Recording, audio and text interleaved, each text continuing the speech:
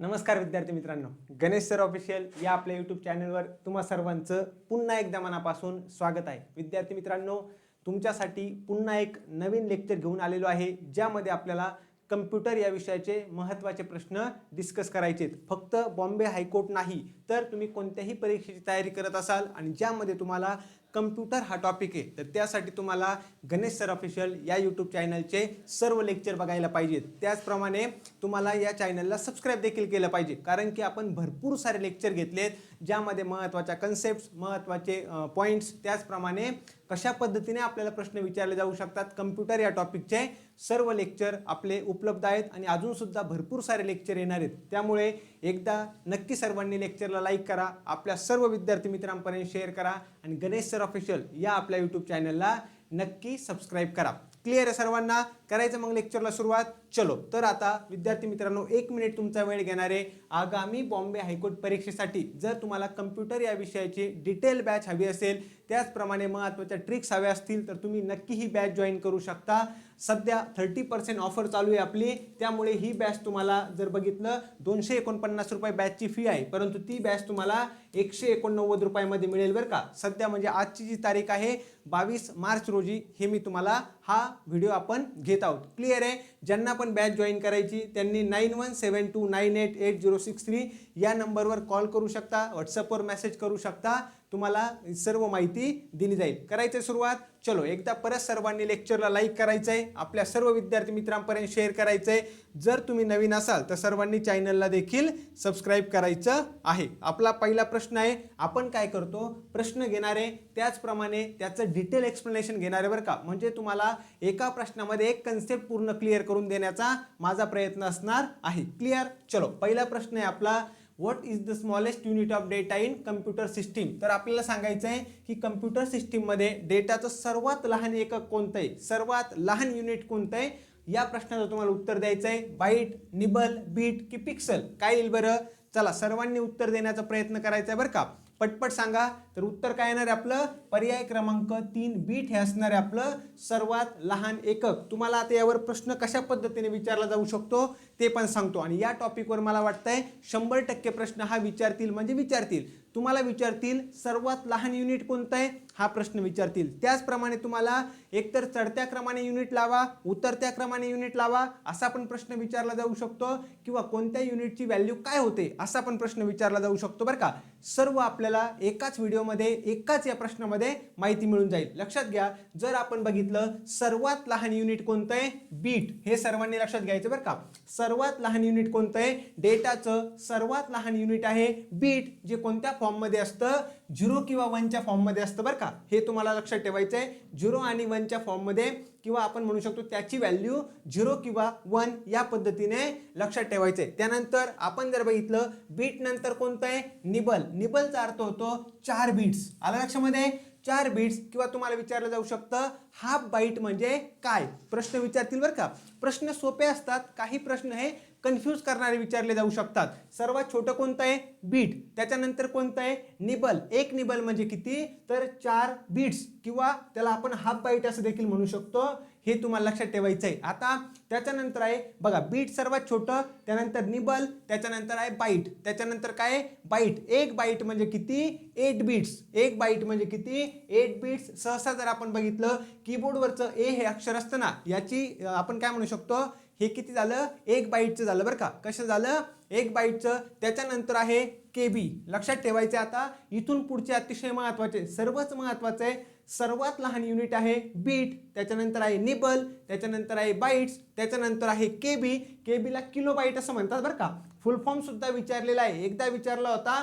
फुल form म्हणजे 1 KB म्हणजे काय, तर 1 किलो बाईट. त्यानंतर आहे एमबी, 1 मेगाबाईट.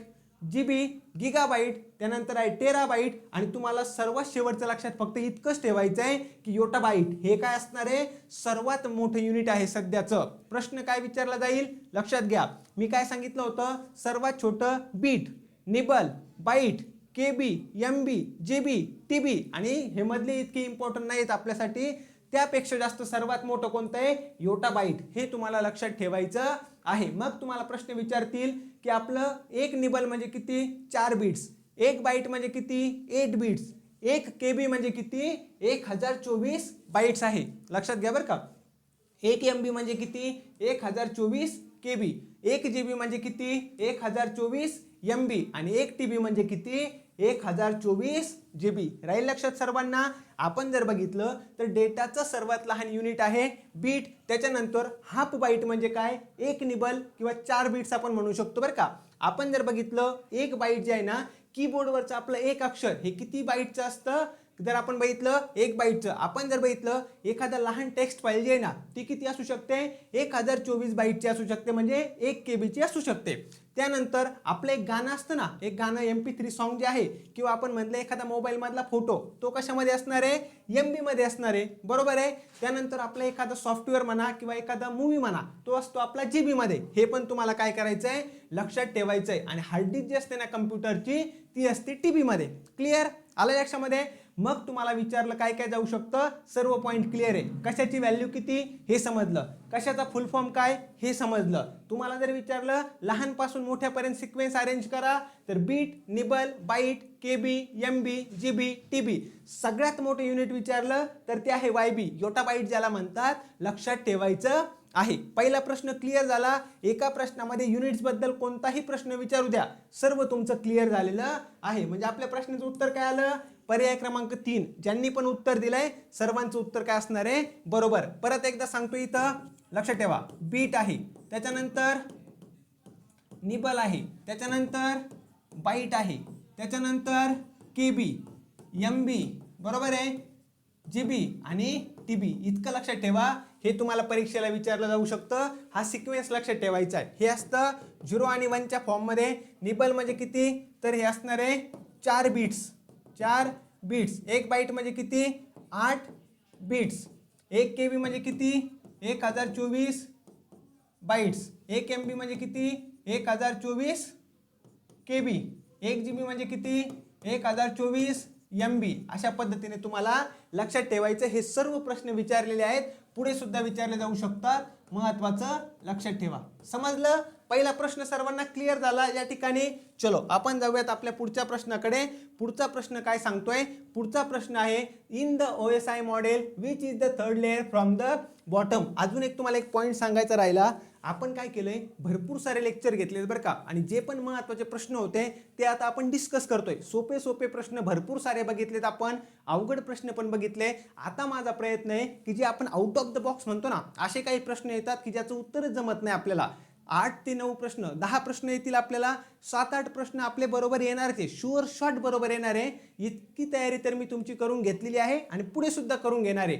जे 1-2 प्रश्न आहेत ना, ते आपल्याला सोडायचे नाहीत. आपला मेन टार्गेट काय आहे? ते 2 ते 3 प्रश्न जे आपण कधी कधी म्हणतो की आउट ऑफ द बॉक्स आले, खूप हार्ड आले, ते आपल्याला सोडायचे नाहीत ना. म्हणून मी भरपूर साऱ्या लेक्चरमध्ये आता काय करणार आहे? 2-3 प्रश्न हे अवघड टाकणार आहे, जेणेकरून तुम्हाला ते प्रश्न सुद्धा टॅकल करता आले पाहिजेत.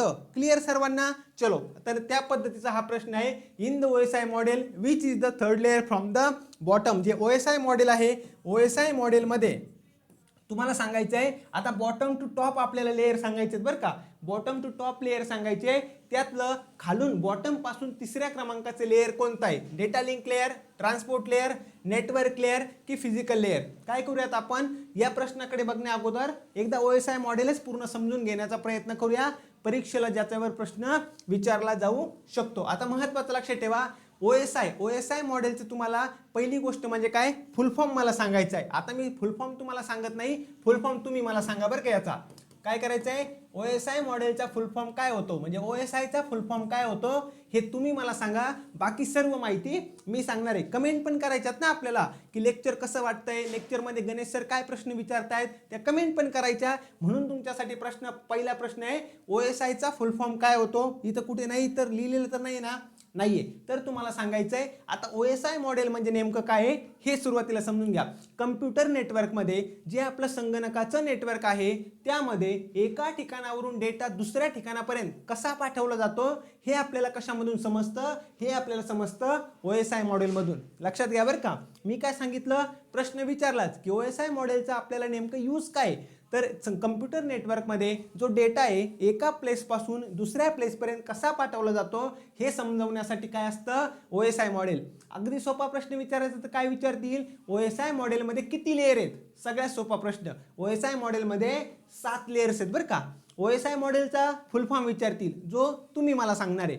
आता आपण जर बघितलं बॉटम पासून जर टॉपला जाण्याचा प्रयत्न केला, सगळ्यात पहिलं सगळ्यात खालचं लेयर कोणतं असतं? Physical layer. लक्षात ठेवा.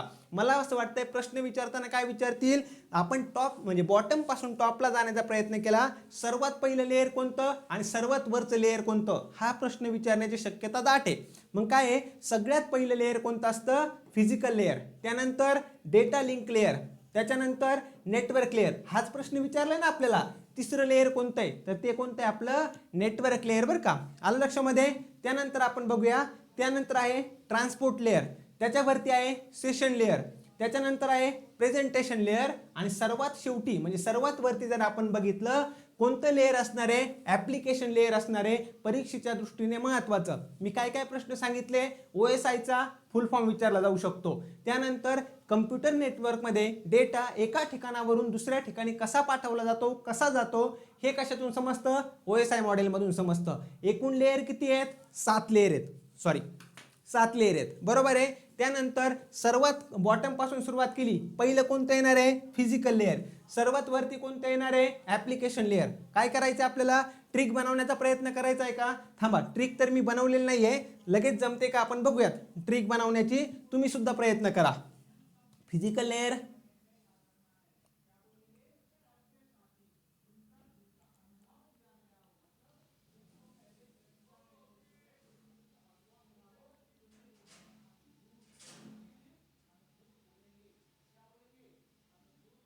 चला मी एक ट्रिक बनवण्याचा प्रयत्न केलाय. जर तुम्हाला आवडली तर लक्षात ठेवा, नाहीतर तुम्ही तुमची ट्रिक लक्षात ठेवू शकता. आपल्याला काय सांगितलं मी? OSI मॉडेल आहे आपल्याला बॉटम टू टॉप जायचंय. मग लक्षात ठेवा ट्रिक अशी आहे की फिजिक्सचा डेटा नेटवर्कमध्ये ट्रान्सपोर्ट करायचा होता. काय करायचं होतं? फिजिक्सचा डेटा नेटवर्कमध्ये ट्रान्सपोर्ट करायचा होता का? कारण की नंतरच्या सेशनमध्ये प्रेझेंटेशन आणि ऍप्लिकेशन द्यायचं होतं. काय म्हटलं मी तुम्हाला?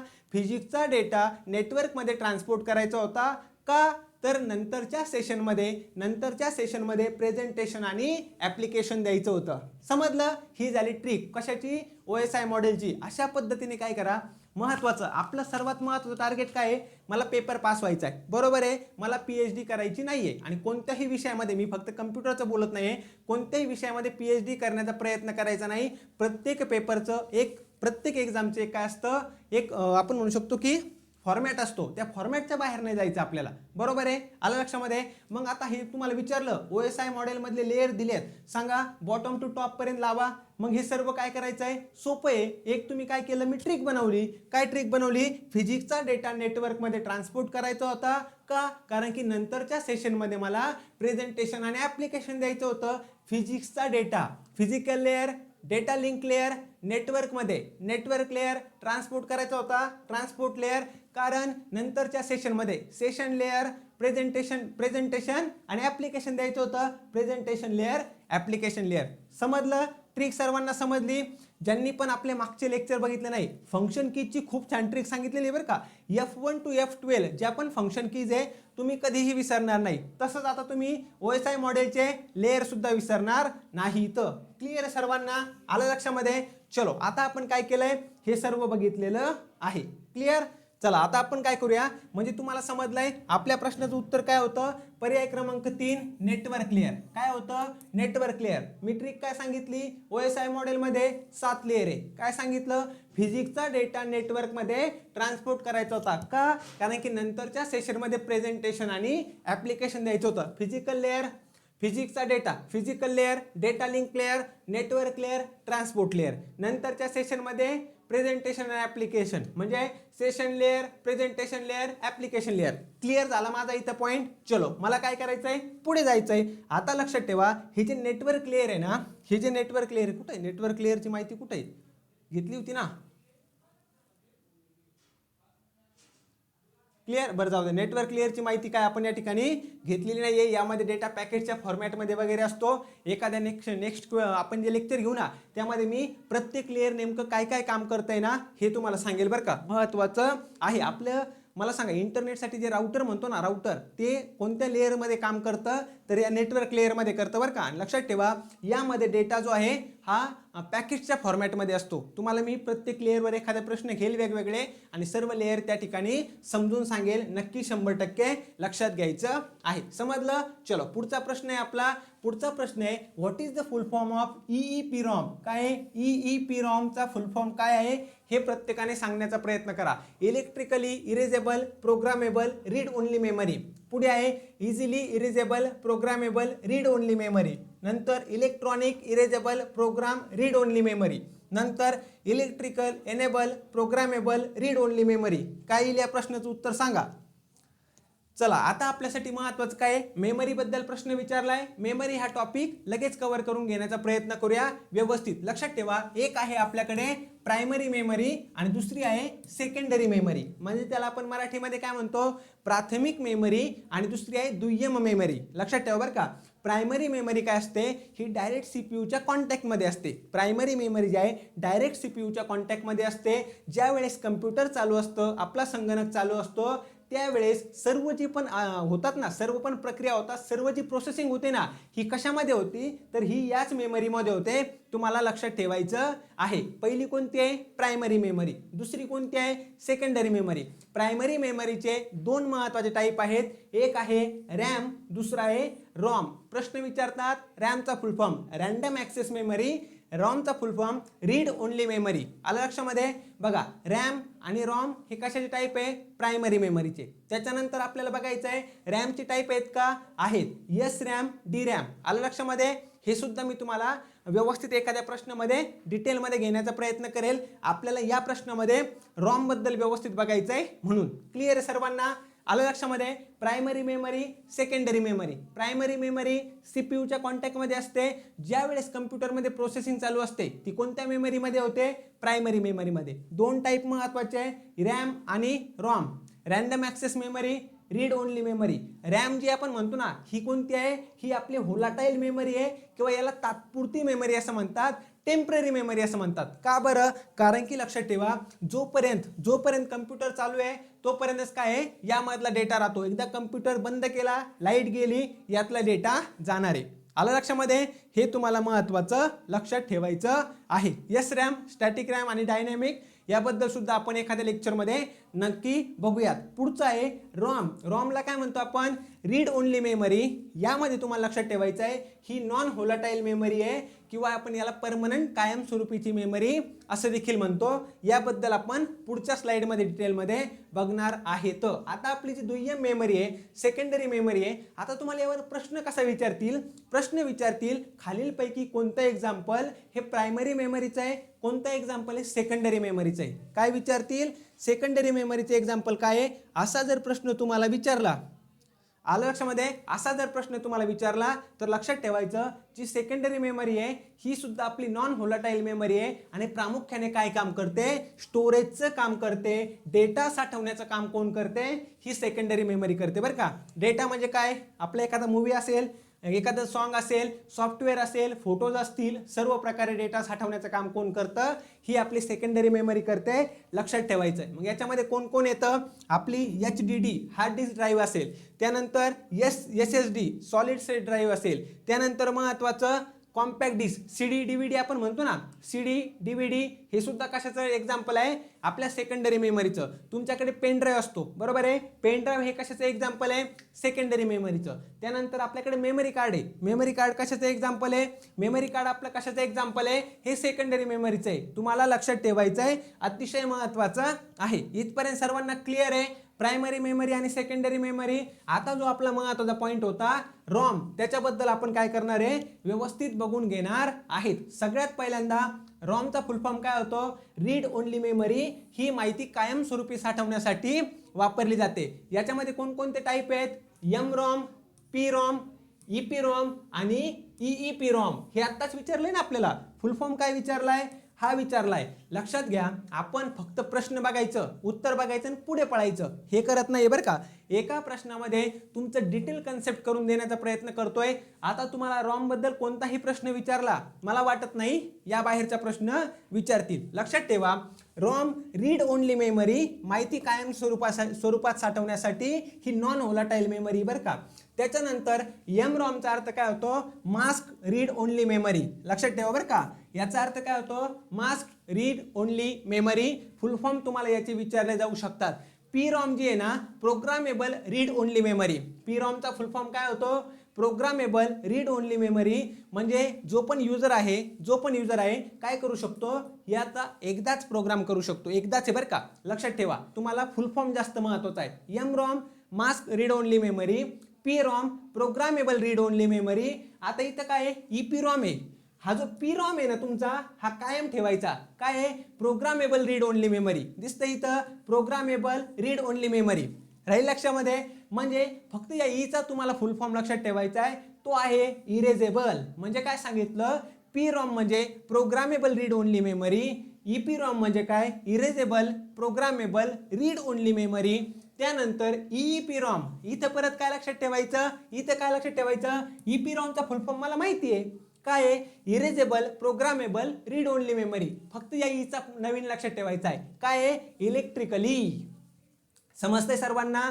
काय सांगितलं मी, ROM read only memory, M ROM mask read only memory, P ROM programmable read only memory, EP ROM erasable programmable read only memory, EP ROM electrically erasable programmable read only memory. समजलं. हे फुल form तुम्हाला विचारले जातात, सर्वांनी लक्षात ठेवा, परीक्षेच्या दृष्टीने महत्त्वाचं आहे. समजलं. मग ईपी रॉमचा फुल फॉर्म काय, electrically erasable programmable read only memory.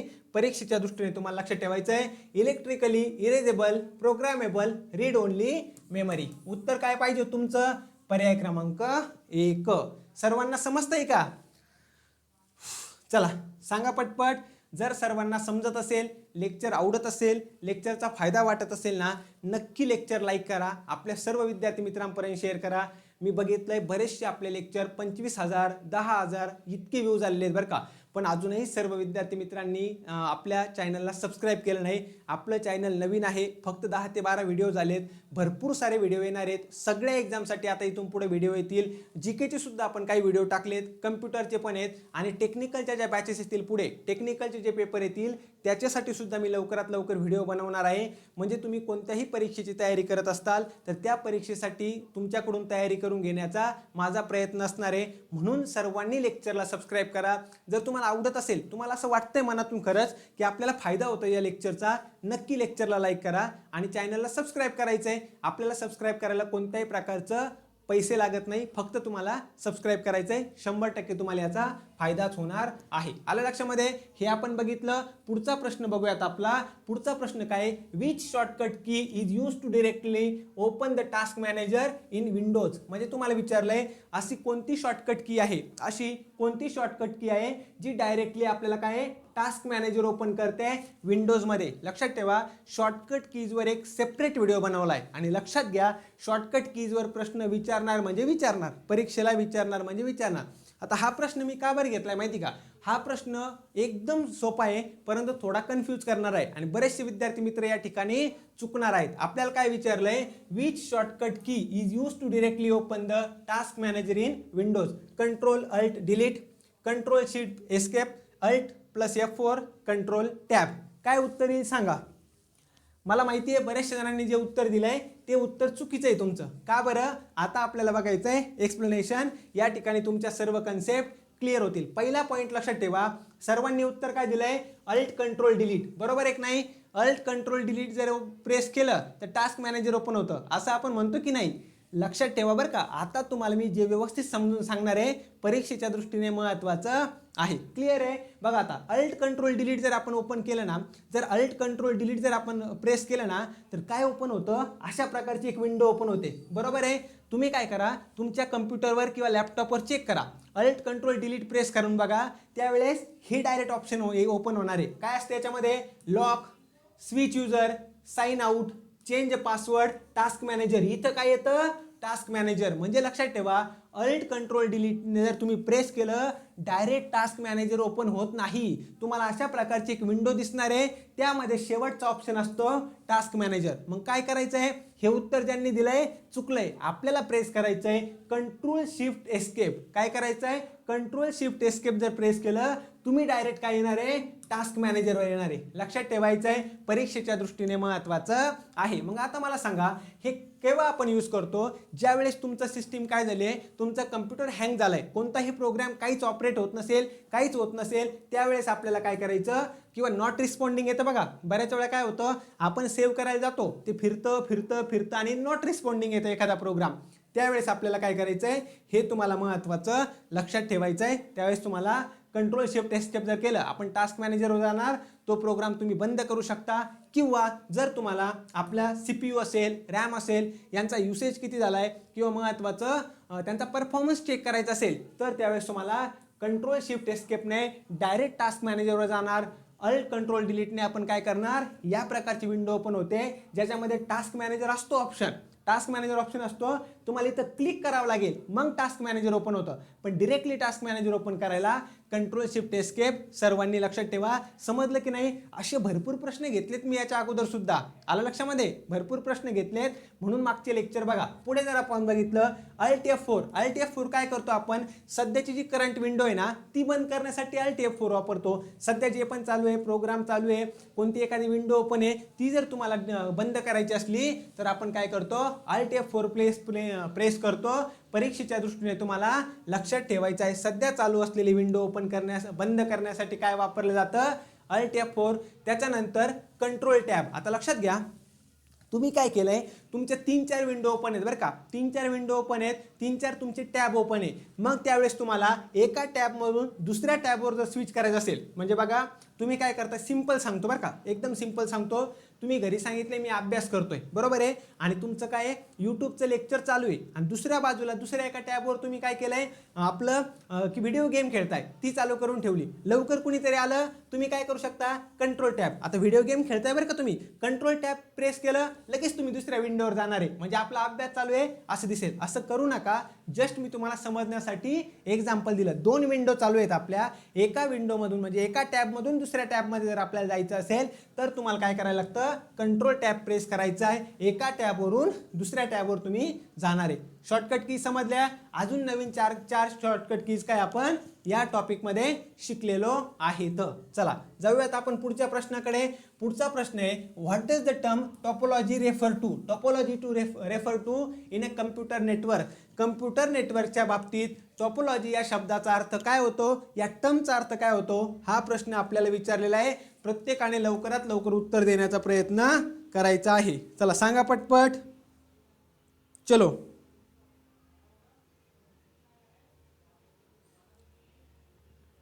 पटपट सर्वांनी सांगायचं आहे.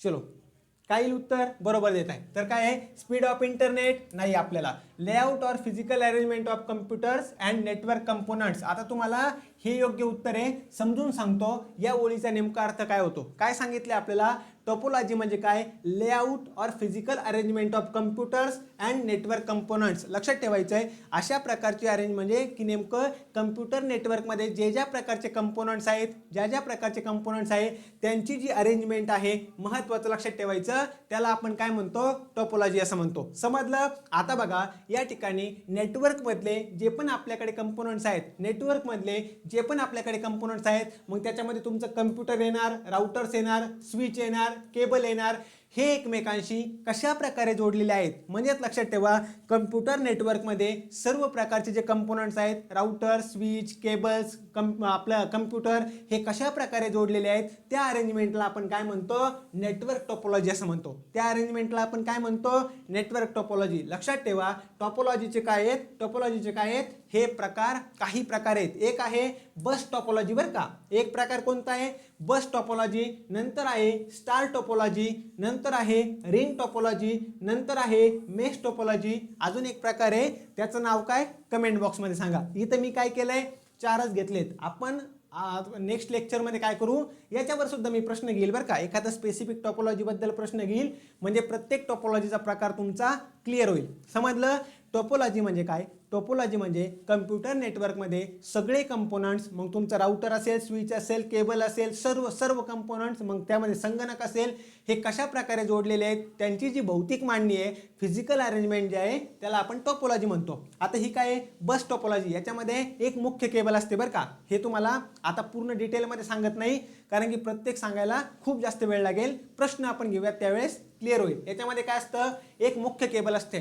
तुम्हाला मला असं वाटतंय प्रश्न विचारताना कोणत्या टोपोलॉजीचा विचारतील? Star topology. लक्षात ठेवा, स्टार टोपोलॉजीमध्ये काय असतं? एक हा हब असतो किंवा एक स्विच असतो बरं का. सेंटरचा एक हब किंवा स्विच असतो. समजून घ्या, हे ए नावाचं एक काय आहे? आपलं डिव्हाइस आहे, आणि हे आपलं बी नावाचं डिव्हाइस आहे. लक्षात घ्या, एला जर बी कडे डेटा पाठवायचा असेल, एला जर बी कडे डेटा पाठवायचा असेल ना, त्याला कुणाकडून पाठवावा लागतो? या हब किंवा स्विच मार्फतच पाठवावा लागतो. ही असतं आपलं स्टार टोपोलॉजी. याच्यामध्ये काय आहे? जर तुमचं हे जर खराब झालं तर नेटवर्क बंद पडणार आहे. बरोबर आहे? हे तुम्हाला लक्षात ठेवायचं आहे. Ring topology. याच्यामध्ये काय? रिंग म्हणजे आपलं वर्तुळाकार. या प्रकारे काय केली असते? अरेंजमेंट केलेली असते. आणि सगळ्यात शेवटचं आहे मेश टोपोलॉजी. मेश टोपोलॉजीमध्ये प्रत्येक डिव्हाइसला जोडलेलं असतं. म्हणजे त्याच्यामध्ये जर तुम्हाला फुल मेश असेल किंवा पार्शियल मेश असेल, दोन टाईप आहेत बरं का. फुल मेश म्हणजे काय? प्रत्येक डिव्हाइसला जोडलेलं असतं. आणि आपलं पार्शियल मेश म्हणजे काय? की ज्याच्याबरोबर आपली म्हणजे ज्याच्याकडे काम आहे त्याच डिव्हाइसला जोडलेलं असतं. हे तुम्हाला लक्षात ठेवायचं. आता याच्यामध्ये काय होतं? मेश टोपोलॉजी जस्ट सांगतो बरं का. हे मी तुम्हाला डिटेलमध्ये परत सांगेल कोणत्या ना कोणत्या लेक्चरमध्ये, पण सध्या समजून घ्या. काय होतंय? याला जर डेटा याच्याकडे पाठवायचा असेल, काय करायचं आहे? डेटा याच्याकडे पाठवायचा असेल आणि एखादं मधलं कोणतं खराब झाला असेल डिव्हाइस, तरी काय आहे? कोणत्या ना कोणत्या मार्फत तो डेटा त्याच्यापर्यंत पोहोचणारच आहे. आलं लक्षामध्ये? म्हणजे काय आहे? हा मार्ग जर खराब झालेला असेल तर तो काय करू शकतो? इकडे पाठवून इकडे जाऊ शकतो. बरोबर आहे की नाही? हे तुम्हाला मी डिटेलमध्ये शिकवेल एखाद्या टॉपिकमध्ये. पण लक्षात ठेवा, नेटवर्क टोपोलॉजी म्हणजे काय आणि त्याचे टाइप्स कोणकोणते आहेत, हे मला असं वाटतंय तुम्हाला आता 100% क्लिअर झालेलं असणार आहे. पुढचा प्रश्न बघूयात. पुढचा प्रश्न काय सांगतोय? पुढचा प्रश्न बघण्या अगोदर 1 मिनिट सर्वांचा वेळ पुन्हा घेणार आहे. तो म्हणजे लक्षात घ्या, आपली कम्प्युटरची बॅच आहे, सध्या ऑफर चालू आहे. ज्यांनी पण बॅच जॉईन केलेली नाही आहे, लवकरात लवकर जॉईन करून घ्या. त्यासाठी तुम्हाला 9172988063 या नंबरवर कॉन्टॅक्ट करायचा आहे. या लेक्चरची PDF हवी असेल तर तुम्हाला आपल्या डिस्क्रिप्शनमध्ये आपल्या टेलिग्राम चॅनलची पण लिंक टाकलेली आहे, आणि आपल्या जो व्हॉट्सअप ग्रुप आहे त्याची पण लिंक टाकलेली बरं का. तुम्ही जॉईन करून घेऊ शकता. त्यावर मी तुम्हाला हे PDF पाठवत असतो. क्लिअर? पुढचा प्रश्न आहे, what is the intersection of row and column in MS Excel called? याच्यावर सुद्धा प्रश्न विचारला जाऊ शकतो. What is the intersection of row and column in MS Excel called? Table, cell, range की ग्रीड? काय म्हणतात?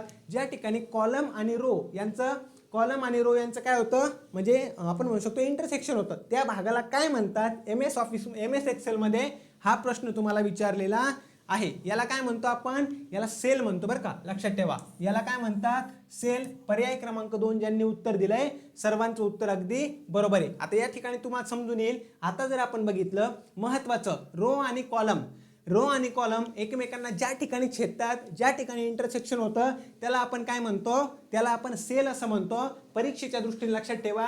आता जर बघितलं ना, बघा, हे झालं तुमचं, हा तुमचा रो झाला, आणि हे तुमचं काय? कॉलम. हे कुठं आले? या ठिकाणी एकत्र आले. हे तुमचं काय झालं? सेल. इथं तुम्ही काय करणार आहे? एखादा अंक टाकायचा आहे, एखादा शब्द टाकायचा आहे, एखादा फॉर्म्युला टाकायचा आहे. हे कशामध्ये टाकता तुम्ही? सेलमध्ये टाकता. लक्षात ठेवा, रो आणि कॉलम जिथं एकत्र येतात त्याला तुम्ही काय म्हणणार आहे? सेल असं म्हणणार आहे. सेलचा उपयोग काय आहे? तुम्हाला काहीतरी माहिती लिहायची आहे, अंक लिहायचा आहे, अक्षर लिहायचे, फॉर्म्युला लिहायचा, यामध्ये तुम्ही लिहिणार. समजलं? त्यानंतर टेबल म्हणजे काय? टेबल म्हणजे लक्षात ठेवा, आता तुम्ही काय केलंय? महत्वाचा डेटा सिलेक्ट केलाय किंवा महत्वाचा डेटा भरलाय बरं का. या पूर्ण यामध्ये MS एक्सेलमध्ये डेटा भरलाय. तो पूर्ण डेटा जो आहे ना, महत्वाचं, या पूर्ण भागाला आपण काय म्हणणार? टेबल म्हणणार. काय केलंय? इथे विद्यार्थ्यांची नावं लिहिलीत, त्यांचं आता नेमकं वर्ग लिहिलाय आणि गुण लिहिलाय. लक्षात ठेवा बरं का. विद्यार्थ्यांची नावं, त्यांचं वर्ग असेल या ठिकाणी, आणि त्यांचे गुण. आता हे सर्व आपण डेटा भरलाय. हा एक काय झाला? तुमचा टेबल झाला. महत्वाचं लक्षात ठेवा, विशिष्ट माहितीचा जो एक गट असतो, जो ग्रुप असतो, त्याला टेबल म्हणणार. तुम्हाला सेल म्हणजे समजलं? रो आणि कॉलम जिथे एकत्र येणार त्याला मी काय म्हणणार? सेल म्हणणार. टेबल म्हणजे काय, विशिष्ट माहितीचा एक ग्रुप, त्याला मी काय म्हणणार, टेबल म्हणणार. लक्षात ठेवा. रेंज म्हणजे काय, रेंज म्हणजे काय, ज्या वेळेस आपण 2 किंवा 2 पेक्षा जास्त सेल एकत्र करतो, काय करतो, ज्या वेळेस आपण 2 किंवा 2 पेक्षा जास्त सेल एकत्र करतो त्याला तुम्ही काय म्हणणार आहे, रेंज असं म्हणणार आहे. आता लक्षात ठेवा, मी काय केलंय, हे झालं माझं ए म्हणजे A1 पासून मी जर एवढं सगळं सिलेक्ट केलं, काय केलं म्हणजे 2 किंवा 2 पेक्षा सेल जास्त मी एकत्र केल्या की नाही, सिलेक्ट केल्यात, त्या भागाला आपण काय म्हणतो, रेंज असं म्हणतो बरं का. तुम्हाला विचारतील रेंज म्हणजे काय, तुम्हाला सांगायचं 2 किंवा 2 पेक्षा जास्त सेलचा जो समूह असतो, ग्रुप असतो, त्याला मी म्हणणार रेंज. टेबल म्हणजे काय, एका विशिष्ट माहितीचा जो ग्रुप असतो, टेबल म्हणणार. सेल म्हणजे काय, तुमचं रो आणि कॉलम एकत्र ज्या ठिकाणी येतात ते माझं झालं सेल. तुम्हाला विशिष्ट म्हणजे एखादा अंक, शब्द, काहीतरी फॉर्म्युला टाकायचा, सेलमध्ये टाकणार. आणि ग्रीड म्हणजे काय, ग्रीड म्हणजे काय, ही जी वर्कशीट तुम्ही MS एक्सेल ओपन केलं ना, तुम्हाला जे आडव्या आणि उभ्या रेषेंचं पूर्ण जे जाळं दिसतं ना, बरोबर आहे, अशा प्रकारे हे दिसतंय का, हे आडव्या आणि उभ्या ओळींचं जे जाळं दिसतंय ना, हे दिसतंय, याला पूर्ण, याला आपण काय म्हणणार आहे, ग्रीड असं म्हणणार आहे. हे तुम्हाला लक्षात ठेवायचं आहे. आडव्या आणि उभ्या ओळींचं म्हणजेच या ठिकाणी रो आणि कॉलमचं पूर्णपणे जे जाळं आहे त्याला तुम्ही काय म्हणणार, ग्रीड असं म्हणणार. हे सर्वांनी लक्षात ठेवा, परीक्षेला डायरेक्ट प्रश्न विचारला जाऊ शकतो. पुढचा प्रश्न आहे, पुढचा प्रश्न काय सांगतोय, which function is use to display the current date and time in MS Excel. तुम्हाला कोणत्या प्रकारचं फंक्शन काय करेल, MS एक्सेल मध्ये सध्याची वेळ आणि काय, डेट दोन्ही पण दाखवेल बरं का. सध्याची तारीख आणि वेळ म्हणजे डेट आणि टाइम, तुम्हाला सध्याची डेट आणि टाइम जर दाखवायची असेल तर MS एक्सेल मध्ये तुम्हाला कोणतं फंक्शन वापरायचंय हे सांगितलंय बघा. Is equal to date is equal to today time, बस डायरेक्ट सांगतो, डेट, टुडे, टाइम, नाऊ, यापैकी कोणतं फंक्शन हे काय केलं जाणार, वापरलं जाणार. मग आता मला सांगा, सगळे आन्सरला टिक तर केले ना आपण, सगळे आन्सर टिक झालेत ना. हां चलो, यस बरोबर आहे. म्हणजे काय, तुम्हाला ही फाईल पाठवायची त्यावेळेस कोणाला प्रॉब्लेम यायला नको. क्लिअर आहे. चलो, तर लक्षात ठेवा, याचं उत्तर काय आपलं, नाऊ, सध्याची तारीख. आता समजून घ्या, हे चारही फंक्शन तुमचे लगेच तोंडपाठ होतील. सगळ्यात पहिलं नाऊ हे फंक्शन आपण कधी वापरतो, ज्यावेळेस आपल्याला एखाद्या स्पेसिफिक फॉर्मॅटमध्ये डेट आणि टाइम दोन्ही दाखवायचं असतं. इथं काय आहे, DD म्हणजे ही झाली डेट, MM हे झालं तुमचं मंथ, आणि YYYY हे काय झालं तुमचं इयर झालं. त्याच्यानंतर आहे HH म्हणजे आवर, किती तास, आणि MM म्हणजे काय, किती मिनिट. तुम्हाला या फॉर्मॅटमध्ये जर डेट आणि टाइम दाखवायचं, या फॉर्मॅटमध्ये दाखवू शकतात बरं का. किंवा तुम्हाला हे मंथ, डेट, इयर, लक्षात दे, मंथ, डेट, इयर आणि हावर आणि मिनिट्स, या पद्धतीने जर डेट आणि टाइम दाखवायचं आहे तरी पण दाखवतील. म्हणजे महत्त्वाचं इतकंच लक्षात ठेवा, सध्याची वेळ आणि तारीख दर्शवण्यासाठी नाऊ हे फंक्शन वापरलं जातं. त्याचप्रमाणे टुडे हे फंक्शन आपण कधी वापरतो, ज्यावेळेस तुम्हाला सध्याची तारीख दर्शवायची आहे, फक्त तारीख बरं का, समजून घ्या. तुम्हाला नाऊ हे फंक्शन काय करतं, सध्याची तारीख आणि वेळ दोन्ही दाखवतं. तुम्हाला टुडे हे फंक्शन काय करतं, फक्त सध्याची तारीख दर्शवतं, काय, सध्याची डेट. त्याच्यानंतर लक्षात ठेवा, डेट तुम्हाला जर काय करायचं आहे, महत्त्वाचं, एखादी नवीन डेट तयार करायची, तुम्हाला काय करायचं आहे, एखादी नवीन तारीख तयार करायची, त्यावेळेस तुम्ही कोणतं फंक्शन वापरणार आहे, डेट. लक्षात ठेवा बरं का, डेट म्हणजे आता टाकलं 2023 12/31 काय, 31/12/2023 हे तुमचं महत्त्वाचं काय होईल, नवीन डेट तयार होईल.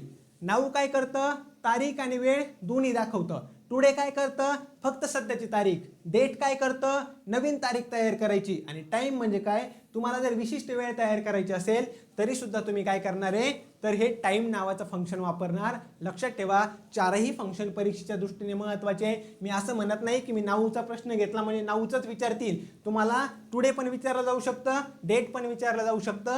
बरेच विद्यार्थी काय होऊ शकतात, या टुडेला फसू शकतात बरं का. पण टुडे फंक्शन काय करतं, फक्त तुम्हाला आजची तारीख दर्शवतं, वेळ दर्शवत नाही. नाऊ काय करतं, तुम्हाला वेळ आणि तारीख दोन्ही दर्शवतं. क्लिअर.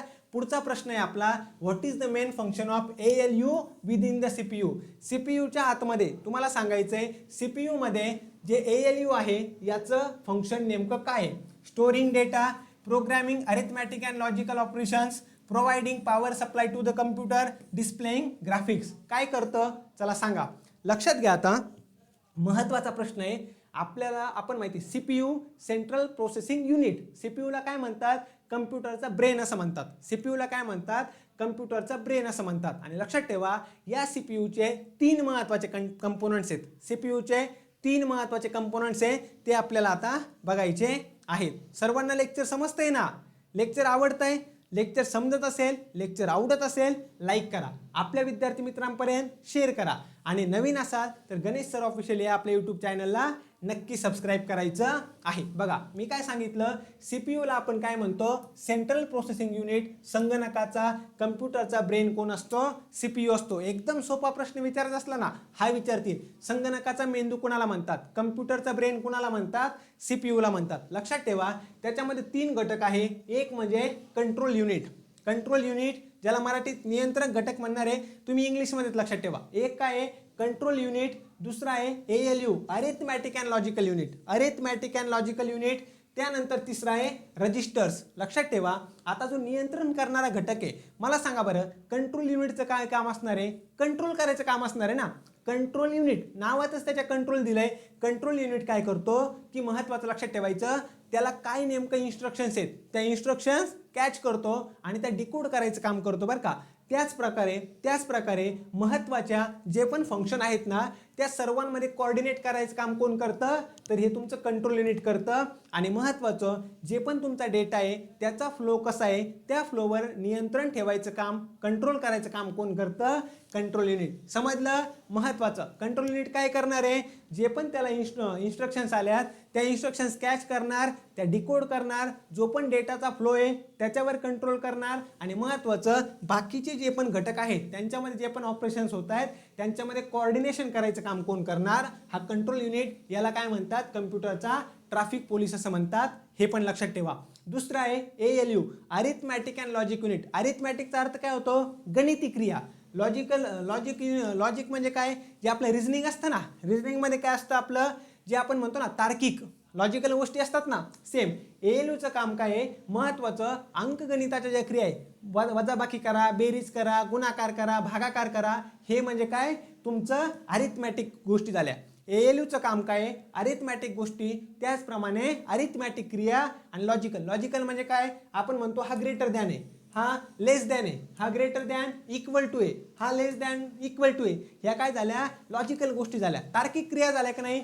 त्या मग अरिथमॅटिक अँड लॉजिकल गोष्टी करायचं, क्रिया करायचं काम कोण करतं? ALU. लक्षात ठेवा परीक्षेच्या दृष्टीने महत्त्वाचं आहे. समजलं? म्हणजे जर कंपॅरिझन करायचं, तुलना करायची नाही का, greater than, less than, greater than, equal to, हे झालं लॉजिकल क्रिया, त्या ALU करतं. आणि आपल्या ज्या अरिथमॅटिक बेरीज, वजाबाकी, गुणिले, भागिले, हे पण काय झालं? अरिथमॅटिक. ते कोण करतं? आपले ALU करतं. तुम्हाला लक्षात ठेवायचं आहे. समजलं सर्वांना? आणि रजिस्टर काय आहे? हे एकदम फास्ट. लक्षात ठेवा रजिस्टर्स काय आहे? एकदम फास्ट आणि लिमिटेड, म्हणजे लिमिटेड त्याची कॅपॅसिटी असते. अशी कॅपॅसिटी असणारी मेमरी.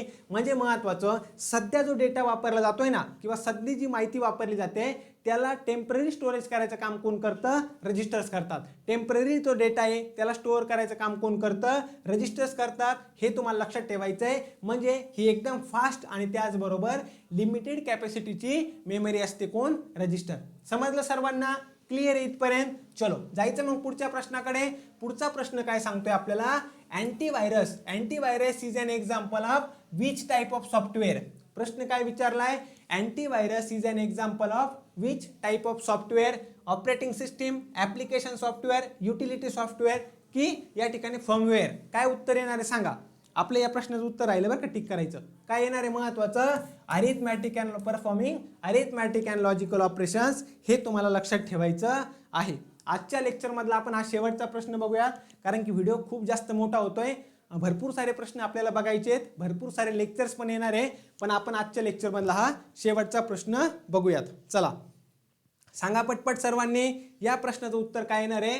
अँटीव्हायरस. बघून घ्यायचं. तर लक्षात ठेवा आपण बघितलं होतं हार्डवेअर आणि सॉफ्टवेअर, दोन गोष्टी बघितल्या की नाही. त्यामधलं सॉफ्टवेअर जर आपण बघितलं तर लक्षात ठेवायचं सॉफ्टवेअर जर बघितलं, सॉफ्टवेअरमध्ये कोण कोण येणार आहे, एक आहे ॲप्लिकेशन सॉफ्टवेअर आणि एक महत्त्वाचं कोणतं होतं आपलं सिस्टीम सॉफ्टवेअर. लक्षात ठेवा बरं का, एक काय होतं आपलं सिस्टीम सॉफ्टवेअर जे तुम्हाला परीक्षेच्या दृष्टीने महत्त्वाचं आहे. क्लिअर आलं लक्षामध्ये. आपण जर बघितलं तर तुम्हाला लक्षात ठेवायचं या ठिकाणी जे ॲप्लिकेशन सॉफ्टवेअर असतं ना, ॲप्लिकेशन सॉफ्टवेअर म्हणजे काय, एखादं विशिष्ट काम करण्यासाठी असलेलं सॉफ्टवेअर. लक्षात ठेवा मी काय म्हणलं, ॲप्लिकेशन सॉफ्टवेअर जे असतं ना, एका विशिष्ट कामासाठी असलेलं सॉफ्टवेअर त्याला म्हणतो आपण ॲप्लिकेशन सॉफ्टवेअर. तुम्हाला सॉन्ग ऐकायचे आहेत, तुम्हाला काय करायचे आहेत, गाणे ऐकायचे आहेत. गाणे ऐकण्यासाठी आपल्याकडे एक सॉफ्टवेअर असणार आहे, बरोबर आहे.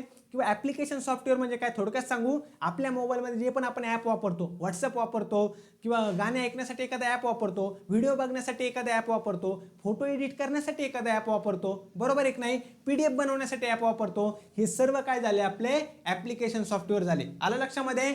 महत्त्वाचं लक्षात ठेवायचं, त्याचे एक्झाम्पल तुम्हाला लक्षात ठेवायचे. त्याच्यानंतर जे सिस्टीम सॉफ्टवेअर असतं ना, सिस्टीम सॉफ्टवेअर म्हणजे काय, कम्प्युटर चालू होण्यासाठी आवश्यक असतात, कम्प्युटर चालण्यासाठी, कम्प्युटर प्रॉपर काम करण्यासाठी जे सॉफ्टवेअर असतात ते झाले सिस्टीम सॉफ्टवेअर, बरोबर एक नाही. आलं लक्षामध्ये. जसं की ऑपरेटिंग सिस्टीम, ऑपरेटिंग सिस्टीम शिवाय चालू शकतं का, चालू शकतं का आपला मोबाईल किंवा कॉम्प्युटर, नाही चालू शकत. हे तुम्हाला लक्षात ठेवायचं आहे. आणि अजून एक टाईप लक्षात ठेवायचा, युटिलिटी सॉफ्टवेअर. आता युटिलिटी सॉफ्टवेअर म्हणजे काय असतं, युटिलिटी सॉफ्टवेअर म्हणजे कम्प्युटरचा मेंटेनन्स आणि त्याचं प्रोटेक्शन करण्याचं काम करणारे, कम्प्युटरचा मेंटेनन्स त्याचप्रमाणे प्रोटेक्शन करणारं सॉफ्टवेअर जे आहे त्याला आम्ही युटिलिटी सॉफ्टवेअर असं म्हणतो. याचे बेस्ट एक्झाम्पल लक्षात ठेवायचं, काय लक्षात ठेवायचं, अँटीव्हायरस, बॅकअप टूल आणि डिस्क क्लीनअप, अँटीव्हायरस आणि बॅकअप टूल्स, हे सर्व काय झाले, हे सर्व आपले झाले युटिलिटी सॉफ्टवेअर. आणि आपलं ऑपरेटिंग सिस्टीम जर आपण बघितलं, ऑपरेटिंग सिस्टीमचे एक्झाम्पल तुम्हाला विचारले जाऊ शकतात. मी ऑलरेडी सांगितले बरं का. ऑपरेटिंग सिस्टीम असेल, कम्प्युटर लँग्वेज असेल, वेब ब्राउझर्स असेल, सर्च इंजिन असेल, कम्प्युटर लँग्वेज, हे सर्व. व्हायरस कोणकोणते महत्त्वाचे लिस्ट बनवून ठेवा, मी ती पण तुम्हाला सांगितलेली. त्यावर सुद्धा प्रश्न आपल्याला 100% विचारणार म्हणजे विचारणार. क्लिअर सर्वांना, इथपर्यंत लक्षात आलंय. चलो मग आज आपण काय करूया, आजच्या लेक्चरमध्ये याच ठिकाणी थांबूयात. जाता जाता परत एकदा सर्वांना सांगतो, महत्त्वाचं म्हणजे ज्यांनीही अजून बॅच जॉईन केली नाही आहे, लवकरात लवकर बॅच जॉईन करून घ्या. सध्या ऑफर चालू आहे. आपलं टार्गेट आहे 10 पैकी 10 मार्क मिळवायचे. आणि फक्त बॉम्बे हायकोर्ट नाही, इथून पुढे येणाऱ्या सर्व परीक्षा ज्यामध्ये कम्प्युटर टॉपिक आहे ना, तुम्हाला हे लेक्चर अतिशय महत्त्वाचे आहेत बरं का. मी प्रयत्न केला आहे की तुम्हाला बॅचमध्ये पण सर्व टॉपिक शिकवण्याचा, आणि यूट्यूबवर पण आपण असे लेक्चर घेतोय, तुमची जास्तीत जास्त प्रॅक्टिस व्हावी, हा माझा उद्देश आहे. आणि आपण मॅरेथॉन लेक्चर सुद्धा लवकरात लवकर घेऊन येणार आहोत. त्यामुळे ज्यांनीही अजून बॅच जॉईन केली नाही आहे त्यांनी 9172988063 या नंबरवर कॉन्टॅक्ट करा, आपली बॅच जॉईन करून घ्या. आणि महत्त्वाचं म्हणजे जर तुम्हाला लेक्चर आवडत असतील, लेक्चरचा फायदा वाटत असेल, तर गणेश सर ऑफिशियल या आपल्या यूट्यूब चॅनलला सर्वांनी सबस्क्राईब करा. महत्त्वाचं टेलिग्राम ID इथं दिलेला आहे, टेलिग्राम आपला ग्रुप तुम्ही जॉईन करू शकता. महत्त्वाचं तुम्ही व्हॉट्सअपचा ग्रुप जॉईन करा. PDF मी त्याच ठिकाणी टाकत असतो, PDF सुद्धा तुम्हाला मिळणार आहे. आणि महत्त्वाचे जे पण लेक्चर्स असतील आपल्या यूट्यूब चॅनलवर होतील. जे नवीन असतील, ज्यांनी अजूनही यूट्यूब चॅनलला सबस्क्राईब नाही केलं, नक्की करा. नवीन चॅनल आहे, जास्तीत जास्त माहिती देण्याचा प्रयत्न करतोय, तुम्हाला 100% याचा फायदा होणार आहे. थांबूयात मग आपण या ठिकाणी. लेक्चर कसं वाटलं नक्की कमेंट बॉक्समध्ये सांगा. आवडतंय, समजतंय, खूप जास्त समजतंय, कमेंट बॉक्समध्ये सांगा. कोणत्या टॉपिकवर लेक्चर घेतलं पाहिजे हे तुम्ही सजेशन सुद्धा देऊ शकता बरं का. त्यावर सुद्धा आपण लवकरात लवकर लेक्चर घेऊन येऊयात. क्लिअर. चलो थांबूयात या ठिकाणी. लेक्चर शेवटपर्यंत बघितल्याबद्दल सर्वांचं खूप खूप धन्यवाद. Thank you so much. लेक्चर आवडलं तर लाईक करा, आपल्या विद्यार्थी मित्रांपर्यंत शेअर करा, आणि गणेश सर ऑफिशियल या आपल्या यूट्यूब चॅनलला नक्की सबस्क्राईब करा. धन्यवाद. Thank you so much. बाय सर्वांना.